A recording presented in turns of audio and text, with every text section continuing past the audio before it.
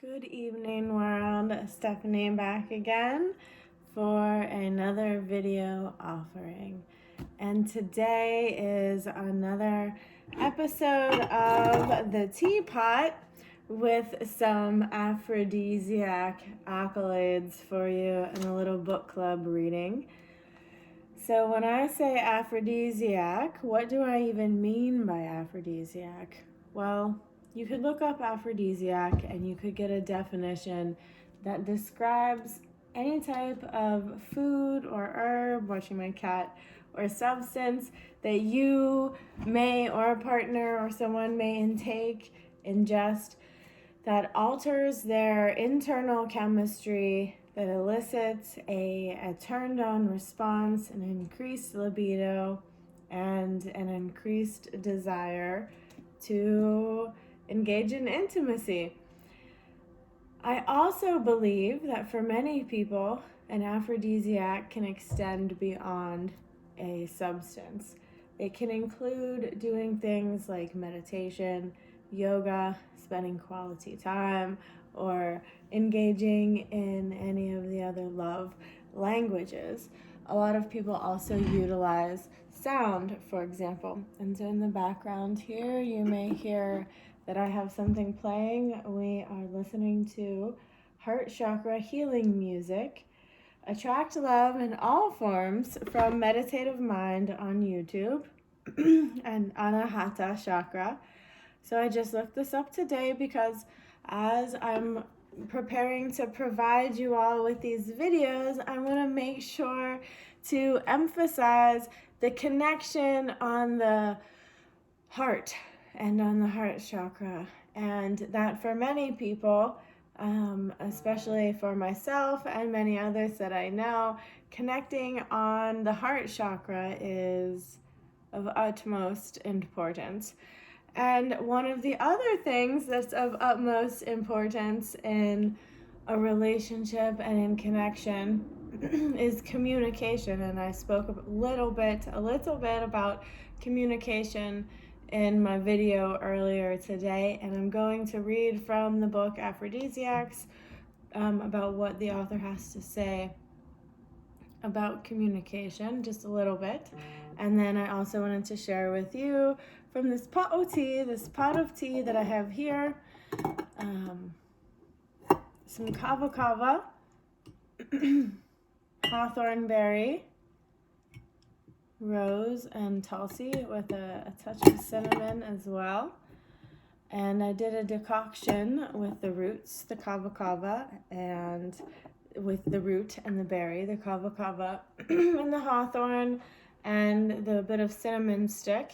And then after I made the decoction, I added the decoction of those herbs to a blend of Vana holy basil leaf and rose, because you want to really boil out the properties of the roots and the berries in a decoction, which requires boiling the herbs, the roots, and the berries for a longer amount of time in the water.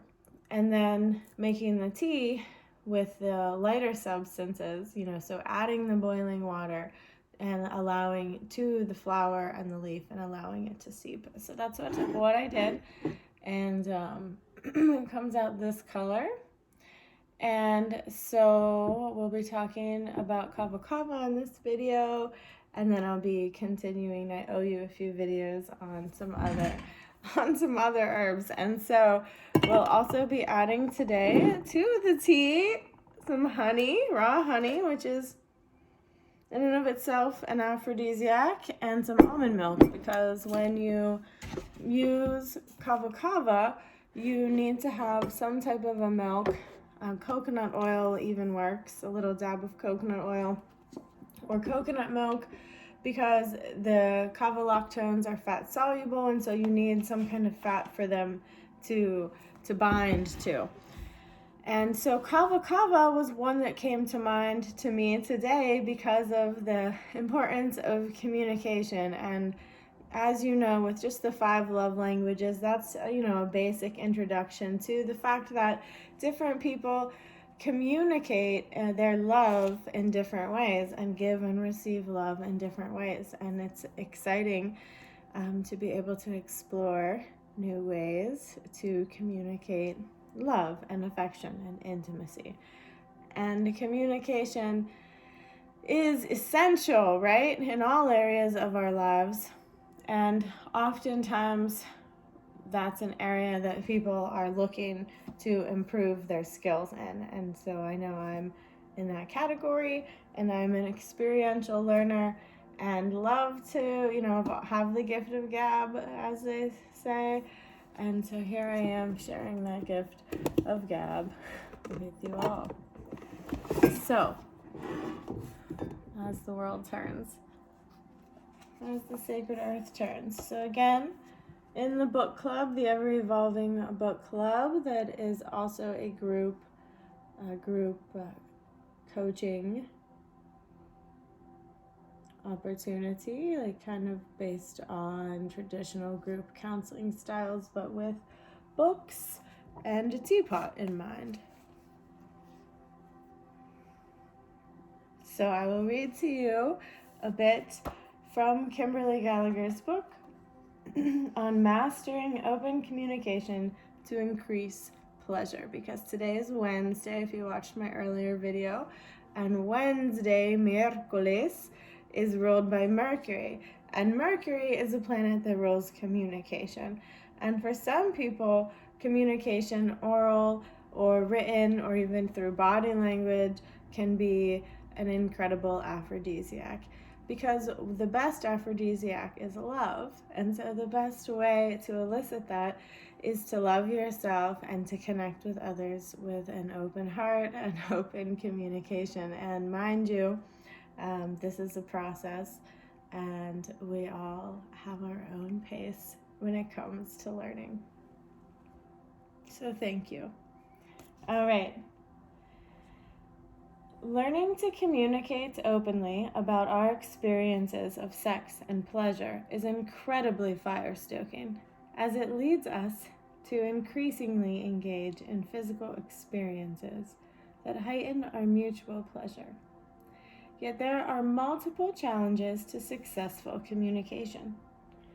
One challenge I've noticed is that during sex, I have largely dropped out of a mental thinking space into my body. Forming coherent thoughts and finding and speaking words can be difficult. If we do not find words, communicating them with consciousness and compassion can pose another level of challenge. Yet compassionate communication is particularly important during sex. It is important because when we are connecting sexually, we are open and vulnerable. So it can be particularly challenging to hear feedback.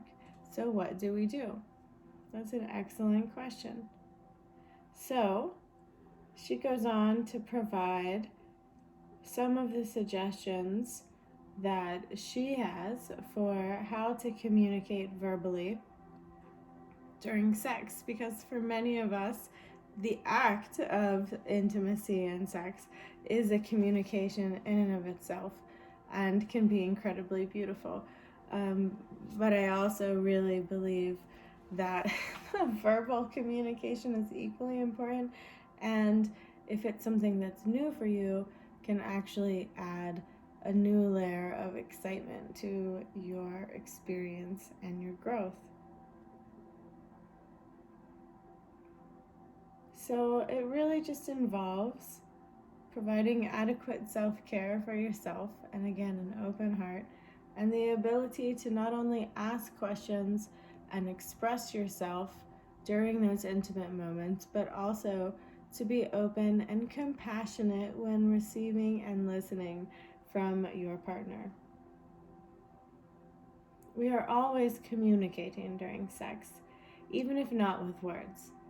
If we are attuned to one another, we will notice all kinds of ways that our bodies are communicating with us about what is happening, like increased vaginal moisture or penises becoming erect, or increased or decreased heat in the body. We can also communicate positive feedback vocally without words, using moans, sighs, or other sounds. All of these kinds of communication are valuable as we seek to give ourselves and our partners the most pleasure possible. If we need to let our partner know that something they are doing is not feeling good, we can do so gently by shifting our body position or asking for a change that would make something feel better. You can say, slower please, or I'd love a little more pressure. I have no more pressure, I'm good on the pressure. These kinds of suggestions are much easier to hear than, oh, I don't like that, when we are open, raw, and vulnerable. I don't even want to channel that energy, right? Taking time after sex to tell each other, see, this is probably my Scorpio rising, right? Taking time after sex to tell each other what you liked and to share ideas, that's the 7th house Gemini, for future lovemaking sessions is a great practice as well. Feedback can be much easier to hear when we are not actively engaged in lovemaking. Gifting each other with appreciations for what we liked and enjoyed before making requests or suggestions for changes is important as well. As we practice giving and receiving feedback, it gets easier and we begin to build our emotional resilience and trust, which was a topic from one of my earlier tarot readings this week, trust, and that will be an ongoing topic. We begin to understand that feedback is a gift that helps us become a better lover rather than an indication that we are bad or wrong and will never satisfy our partner the way they want us to. We can relax and let go of the fear that if we do not perform perfectly, our partner will stop loving us or stop wanting to interact with us sexually. And we can open to the possibility of increasing our skills and therefore our quality of being and our relationships, which is so beautiful because in my experience, personally and professionally, at the root of a satisfying love, life, and pleasure, and this may just be my opinion, is that loving of the self and healing of thy own issues, and then being able to connect from that place. However, as we find on this next page, some like it hot, right? And I love it hot, but we each like it hot in our own ways, right? And so speaking of hot, this is about a bath, but I have this beautiful tea here waiting for me, and I wanted to speak to you about Kava Kava specifically in this video, although we also have Tulsi, the Vana Tulsi, the Oxymum gratusum, which makes me think of the word like from gratitude, and Kava Kava, which is the Piper methysticum, which is also what I would consider to be like an at-risk plant. We don't want to over-harvest it, and we are going to talk more about Kava Kava. And one of the reasons why I'm highlighting Kava Kava in this video is because I believe that it is an aphrodisiac because it helps us to relax our mind and our body. And it also has a tradition of helping people to resolve communication challenges or conflicts.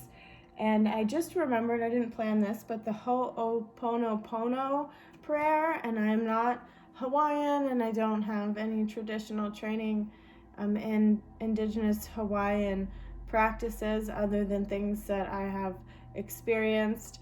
I just realized that was there, things that I have experienced at the International Herb Symposium. I'm learning about some of the practices there. And one thing that comes to mind before I speak about Kava Kava is one of the things that I learned from a dear Hawaiian Shaw woman there, a traditional healer from Hawaii, was that wherever we go, our ancestors come with us. So that when we're meeting with other people, our ancestors are like up there, partying or hashing out and resolving their own things as well. And I just always thought that was an interesting perspective. And so Kava Kava, we can think about how it works on a physical level with the kava lactones and relaxing the muscles, but not in a sleepy kind of way, as well as on a spiritual level. And with Ho'oponopono, if I'm remembering correctly, is I'm sorry, please forgive me, I love you, thank you. I'm sorry, please forgive me, I love you, thank you. I'm sorry, please forgive me, I love you, thank you. You don't have to do the hand motions, that's just me being me. And so I say that to any of you who I may need to say that to, or who need to hear that at this time. And we can also use that with ourselves as we work on forgiving ourselves from things that we may not be happy about, as well as forgiving others, whether they apologize to us ever or not, because sometimes they don't, and just taking responsibility for our role in certain dynamics. And so Kava Kava was used in traditional ceremonies in Hawaii, for example, to help to calm people in tribal or family conflict, and that people would come together to resolve the conflict in a Kava Kava ceremony. It was also used in other happy ceremonies as well. And so I'm going to read a little bit to you and drink some Kava Kava, because I've been waiting to drink this for a while, and I'm really excited because even if you're not looking to resolve conflict with an external person, you can use it to help yourself to be calm and to be relaxed. Some people describe having a kind of a numbing effect, and this also has the hawthorn in it, so that heart opening and that heart healing effect. And then the Tulsi for that, again, that overall gentle, loving feeling, as well as, the antioxidants and helping to calm the body without being tired again. And rose, again, rose for love and for its other delicious properties. But for the purposes of this video, because I don't want to make it too much longer, we're just going to go ahead and talk about Kava Kava, and then I'll let you go. So let's go ahead and put a little honey in here. This, unfortunately, is not the honey from my beehive this summer, but that's okay. And we will talk about honey as well as almonds in another video. My dog is down there. Alright.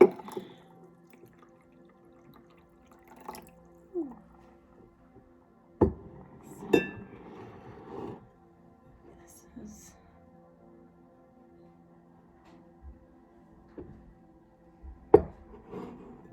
and so having a tea ceremony for those of us or those of you who are totally alcohol free, because I am not totally alcohol free yet in my life. To be blatantly honest with you, I still enjoy the occasional red wine, so I'm putting here in this almond milk, and those are some conversations that we're going to be having coming up here. Our conversations about substance abuse and addiction, as well as about using herbs, including the controversial cannabis, on overcoming substance abuse issues, specifically alcoholism and opioid. I don't like that scraping sound. Use disorder. I need to carve myself a wooden spoon. So we have some nice, delicious vanilla almond milk, this Kava Kava blend, and some honey, if I'm correct. you say when you cheers bola bola, bola. So it's bola bola bola. And then at the end you offer a little bit to the earth, to the ancestors.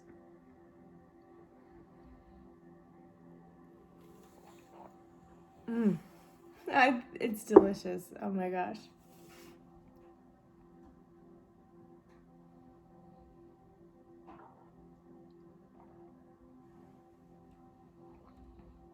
So, I bought this Kava Kava from Mountain Rose Herbs. It's cultivated without chemicals.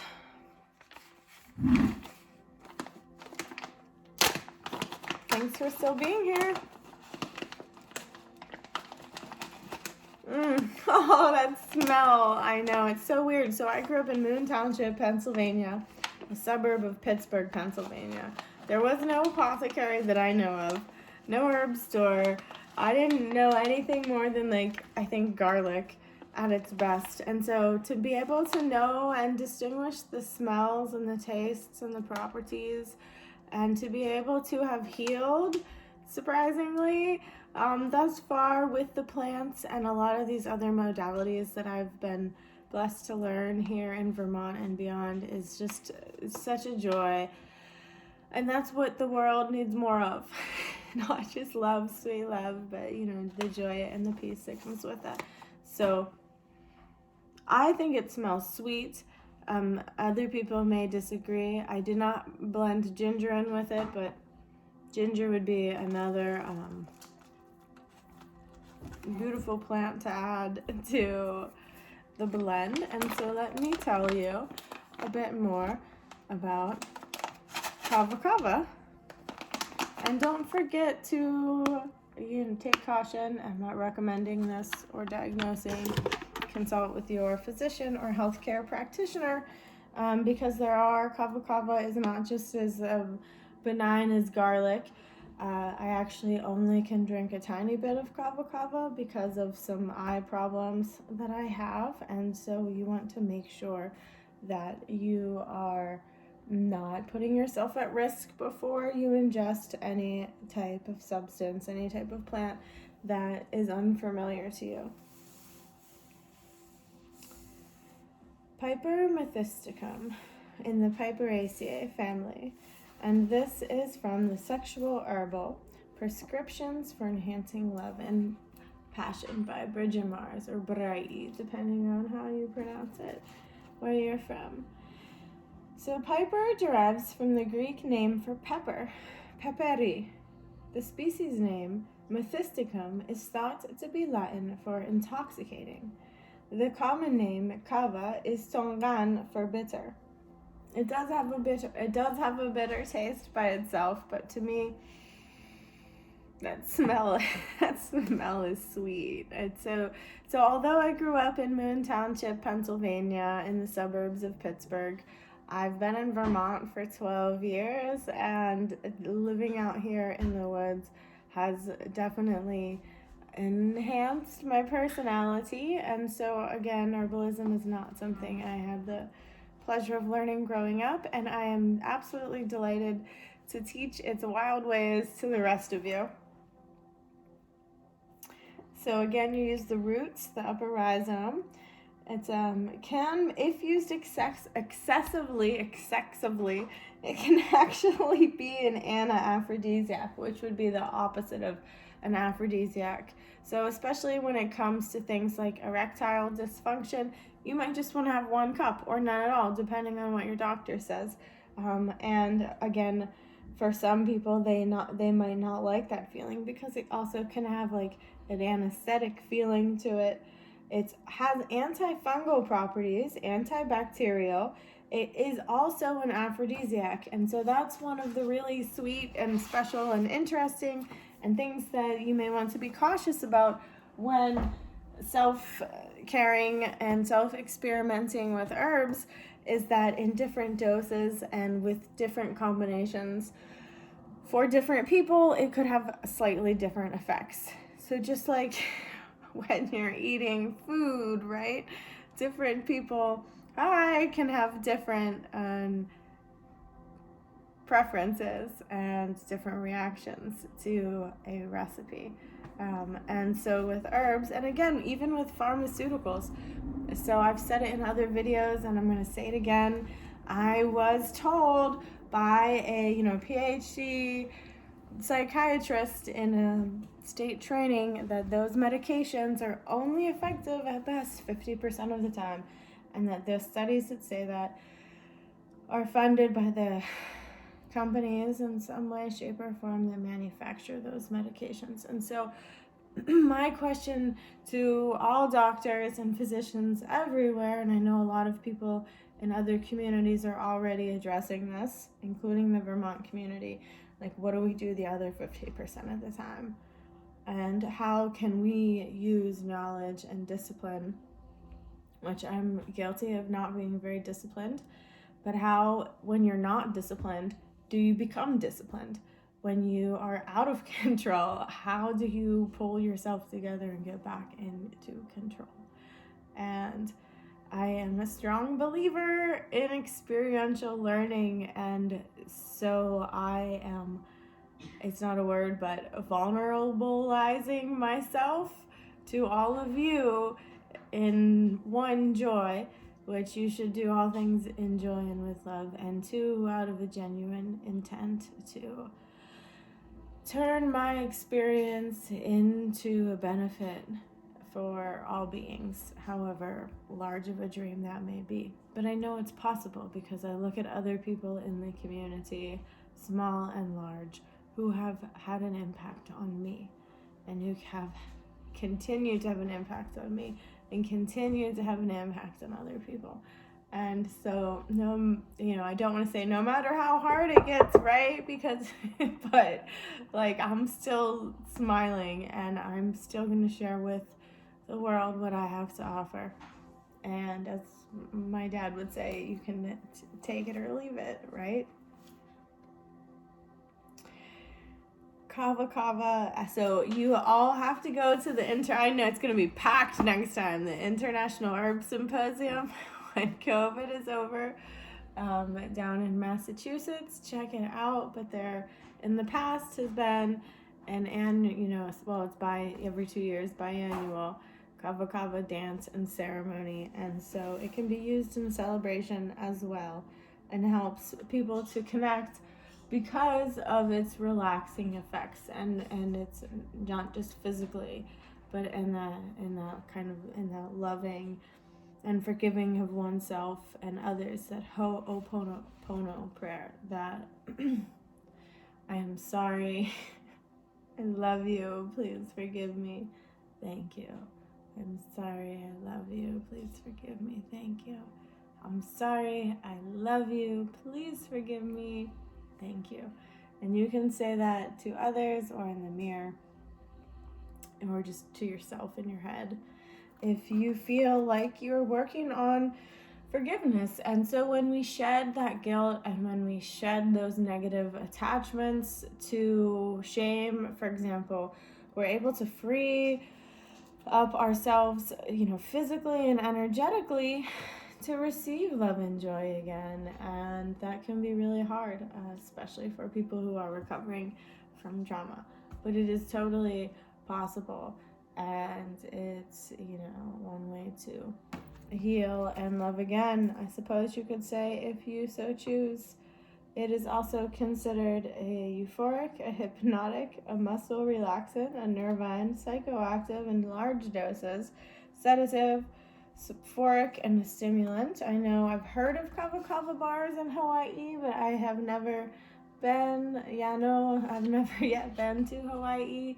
I hope one day to have the honor and the blessing of going. I've always wanted to learn hula dancing and just be in the culture and with the people, and to see sandalwoods, which is endangered. So actually, if you're using or making herbal products and incense, I advise you to see if they contain sandalwood and where the sandalwood comes from before purchasing the product. And if you can, give back to the community, because sandalwood needs a specific type of environment to grow in, and to many indigenous cultures, has a very, spiritual significance and value, and the earth is sacred, and you are too. So to many cultures, trees are looked at like family members, which sandalwood will be a talk for another day. Kava Kava. Here I go. I told you, gift of gab. Kava calms the heart and respiration, relaxes the muscles without blocking nerve signals. It calms physical tension without numbing mental processes. Users claim it promotes increased sound sensitivity, more fluent speech, and feelings of so that's what it is. Feelings of euphoria. Parts of its mood elevating ability might be due to its activation. I need some hibiscus flowers. Might be due to its activation of mesolimbic dopaminergic neurons. Sweet. Kava Kava is also said to increase tolerance of pain.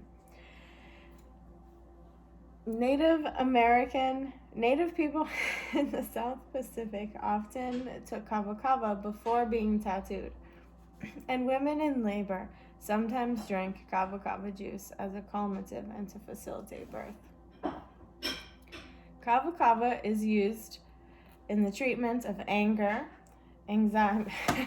Wait, I better drink a whole bunch more. No, I'm just kidding. Kind of, sort of. But I think that, again, as we're on our healing process, and if you saw my reading from earlier, showing the world your authentic self, I think that it's okay to admit that we have anger. And again, I'm not an expert. I'm not an ordained Buddhist practitioner or any type of religious practitioner. However, I do have a small understanding, if I'm correct, that in some Buddhist practices, anger can be channeled and fueled in a positive way, and that sometimes in society, feeling anger or on an individual level can be a sign that something was out of balance or unjust, you may say. And that instead of using that anger for destruction, use it for transformation. And so Kava Kava can help us to calm that fiery spirit within and to be more in line with love, especially when you add in the honey and the other herbs that you may choose to put into your blend. And, all we need is love, right? So even if you are angry, righteous or not, I still think that it's a good idea to utilize whatever modalities work for you to provide peace and forgiveness to yourself and to others. Bola, bola, bola, correct? There is a place in Burlington, and I know that it exists in other towns throughout the nation. It was just 3303. They're like smash clubs or something where you can go and you can get out anger in that way. But Kava Kava is definitely a lot more calming and enjoyable, especially when you combine it into, if we're talking about lovers, into a love making session or into facilitating a safe, soft, and sweet place to allow for that to blossom, because different partners have different likes, dislikes, needs, and ways of connecting and feeling seen and heard and feeling intimate and being turned on, and etc. And so Kava Kava can be an excellent aphrodisiac, mixed especially with other herbs and things like honey, and even the shape of an almond has its own, and vanilla especially, which means little vagina, has its own aphrodisiac properties. All right, on with the show.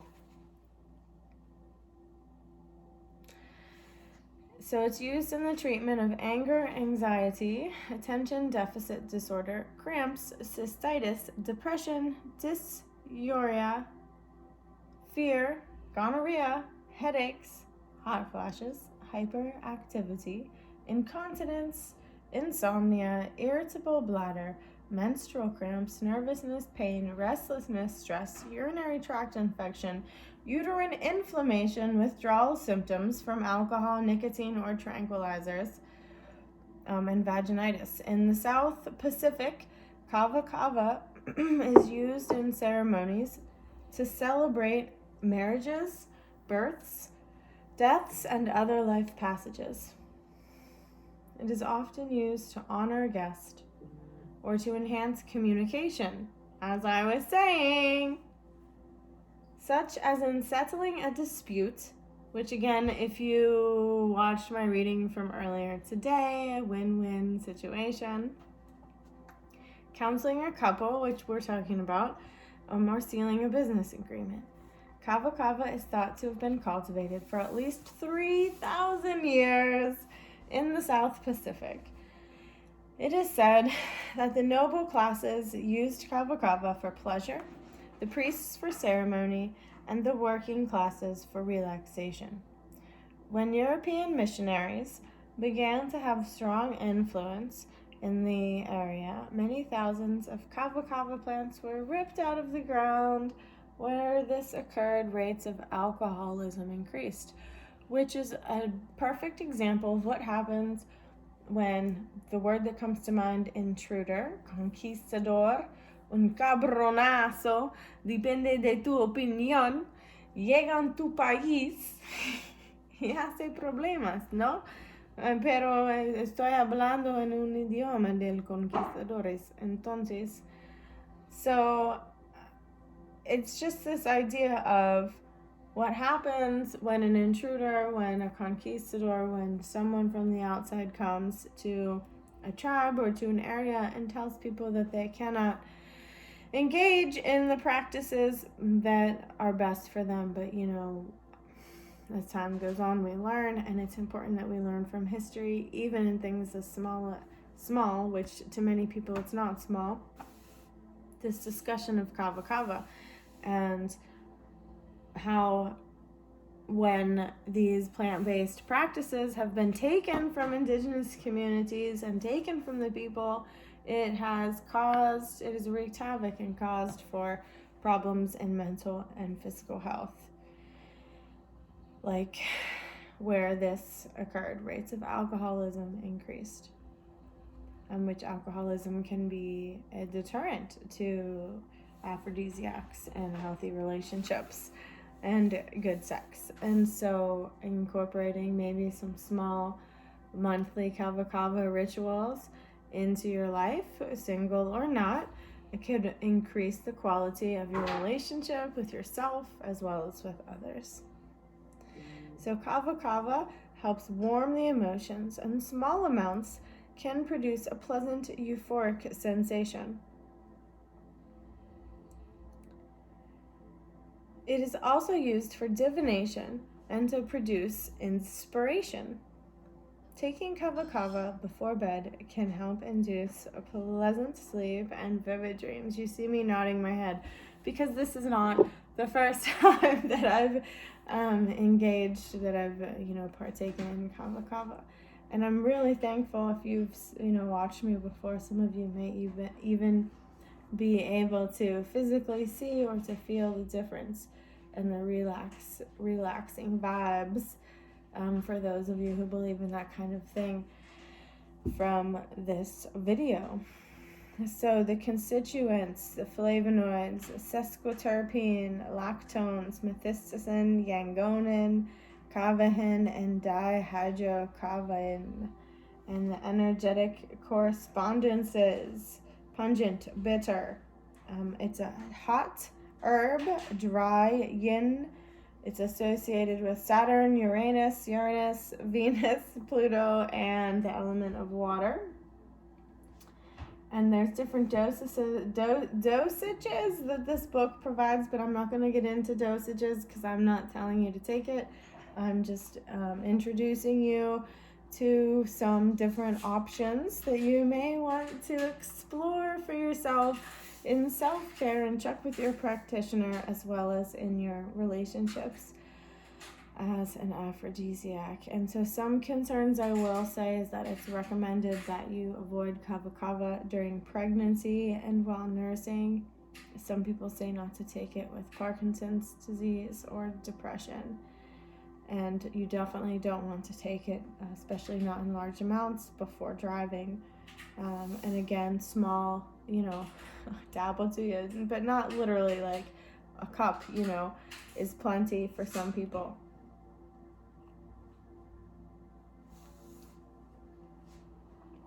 It may cause the tongue or the mouth or other body parts to feel temporarily numb and rubbery. This is normal.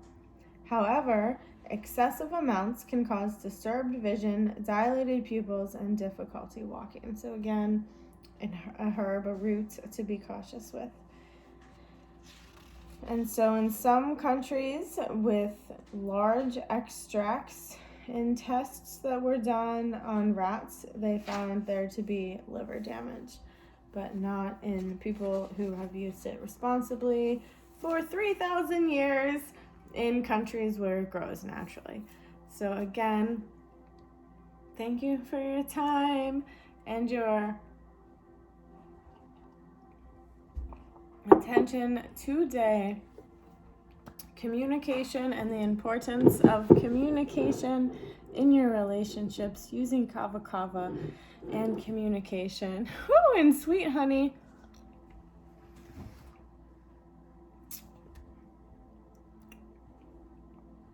As an aphrodisiac for yourself and your own self-care and self-love.